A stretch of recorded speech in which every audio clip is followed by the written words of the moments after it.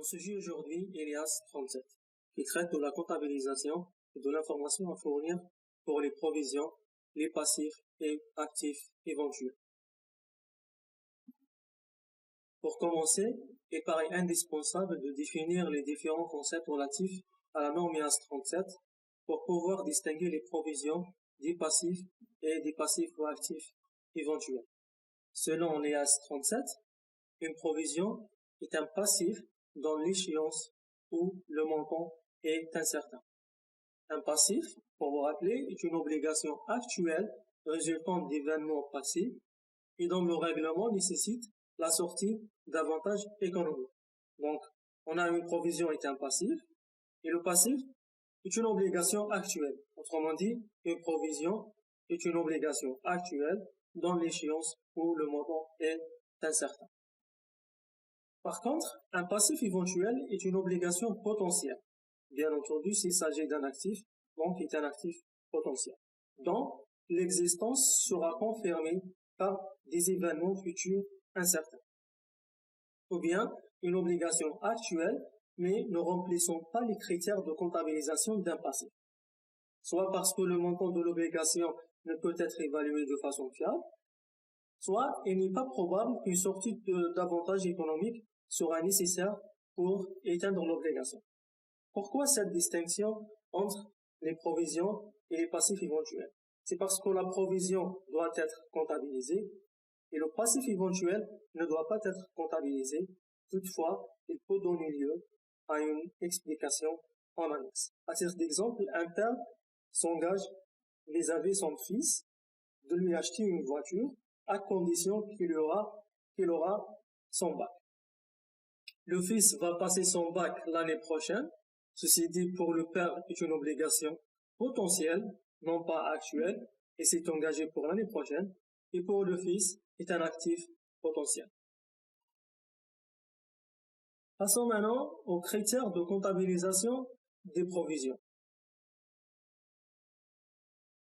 Une provision doit être comptabilisée lorsque l'entreprise a une obligation actuelle, résultant d'événements passés, soit juridiques, c'est-à-dire l'existence d'un contrat, ou implicite, c'est-à-dire pratique passive vis-à-vis d'un tiers. Le deuxième critère, lorsqu'il est probable qu'une sortie de ressources sera nécessaire pour éteindre cette obligation. Et le troisième critère, lorsque le montant de l'obligation peut être estimé de manière fiable. On peut grouper les critères de définition d'une provision et les critères de comptabilisation sous forme de checklist, comme c'est affiché. Si ces conditions ne sont pas réunies, aucune provision ne doit être comptabilisée.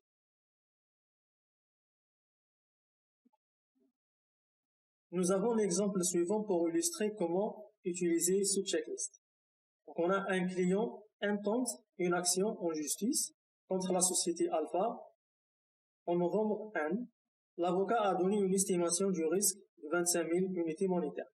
Vous voyez bien que le risque est matérialisé avant la date de clôture, le mois de novembre. Le client a intenté l'action au mois de novembre, donc c'est une obligation actuelle.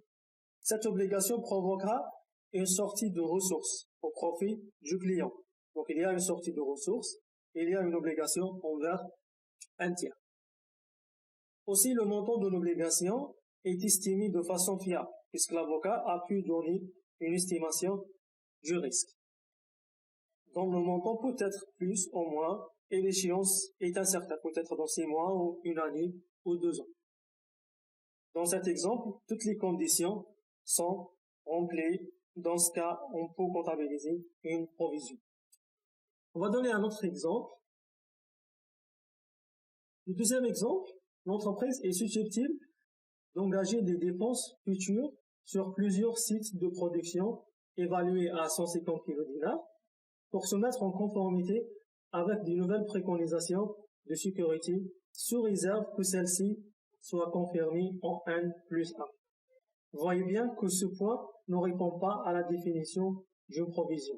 Il n'y a pas une obligation actuelle, puisque l'entreprise est susceptible d'engager des dépenses futures et que celles-ci soit confirmé en 1 plus 1. Ceci dit, ce n'est pas une obligation actuelle, mais une obligation potentielle.